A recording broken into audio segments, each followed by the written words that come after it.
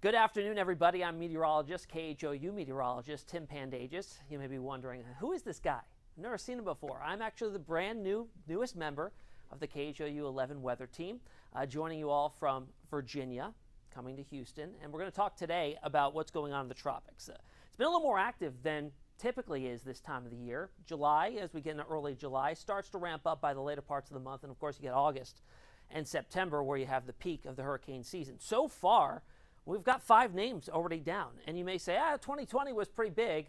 Actually, Elsa, the development of that, beat out the 2020 record. Elsa was the 5th named storm, the earliest 5th named storm on record. And now it's also the first hurricane of the 2021 season. It is a Category 1, but there are some updates to the latest advisory that I want to share with you here. All right, here's the stats on Elsa. It's currently moving into the Caribbean Sea right now. It passed over the Windward Islands. It packed gusts up to 90 miles per hour, so it does mean business, and it's got a lot of thunderstorm activity and a lot of flooding potential with it if it impacts any land masses in the short term. Up to 85 mile per hour winds right now. That's an increase of 10 miles per hour from the 11 o'clock advisory or the 10 a.m. advisory earlier this morning. And earlier today, the recon aircraft flew into the storm, and they found gusts up to 90 miles an hour. This was before they upgraded to a hurricane earlier on. There's actually a flight in there right now. But they're finding that it's not completely well organized. And a big reason behind that is how fast it's moving.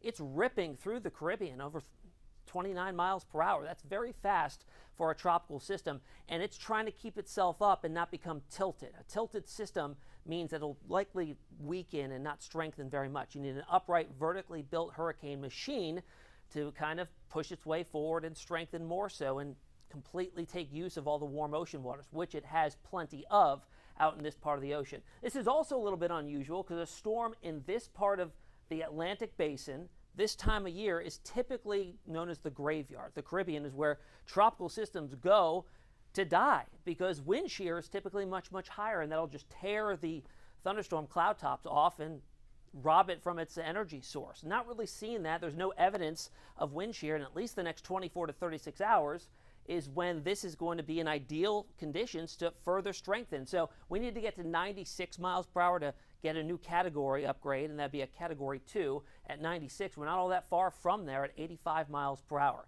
Here's a close-up view on it right now, and what you're looking at is the infrared satellite imagery. And this allows us to view the storm no matter if the sun is up or not. We can see this 24 hours a day, and this kind of picks up on the cloud top temperatures. In fact, that's exactly what it does. And the brighter colors of the yellows and the reds and the whites there indicate very, very cold cloud tops, which means healthy, strong thunderstorm growth that builds so high in the highest parts of the atmosphere that it's so cold that it gets picked up as cold temperatures there. So that is indicative of some very strong, healthy thunderstorm activity within Elsa right now as it's moving over the Windward Islands and entering the Caribbean. Here's the recon flight from earlier this morning, and if you look closely, you can see that they did clock a wind speed in the northern part of the wind field of nearly 90 miles per hour, and that was several hours ago, so it has undergone some intensification since then. We'll switch up the filter now, and this is water vapor imagery, and this allows us to see where the dry air is situated as well as the moist air. Of course, tropical systems very moist. They don't need dry air. In fact, dry air is detrimental to storms keeping their strength or strengthening further. And we would see that on here indicated by some shades of orange or rust. And we're not really seeing that. So we don't have the dry air. We don't have the wind shear. But we do have substantially warm sea surface temperatures. In fact, throughout the entire basin, they are above average. And all you need is 80 degrees Fahrenheit or higher to supplement the physical processes needed for these hurricane engines to get going, and we have that. We're in the low to middle 80s out there right now, and it's only heading into warmer waters as it heads off to the west and northwest. So here's where it stands right now as of the 1 o'clock advisory. This is the latest storm track from the National Hurricane Center. No major changes in the overall track, but you can see there are watches and warnings up throughout much of the Caribbean islands as this is forecast to head to the west-northwest, still at a very good clip, 30 miles per hour or so over the next 24 hours before it starts to slow down a bit. But here we are tomorrow morning. You see it's already overshot its intensity estimates here. It's at 85 miles per hour now. It's forecast to be down to 80 tonight. I don't think we're going to see a weakening really on this storm. It'll probably maintain plateau or strengthen a little bit more. It heads through the Caribbean and then takes pretty much a hard right-hand turn to the north. If this is a stronger storm, this will likely sense the upper level steering mechanisms and turn to the north a little bit sooner. But right now, that cone is influencing areas along the west coast of Florida. It does still include eastern portions of the coast of Florida as well, and portions of the Gulf of Mexico. This is not set in stone. The cone of uncertainty gets larger the farther out you go because we are uncertain that far out. And I'm going to show you why here with the computer modeling. This is the spaghetti plots. Each line here is a different computer model, and sometimes we even throw the ensembles in here, which is the same model run several different times. We just kind of tweak it a little bit as we go out into the future. So good consensus here within the short term. Notice how they're all clustered together.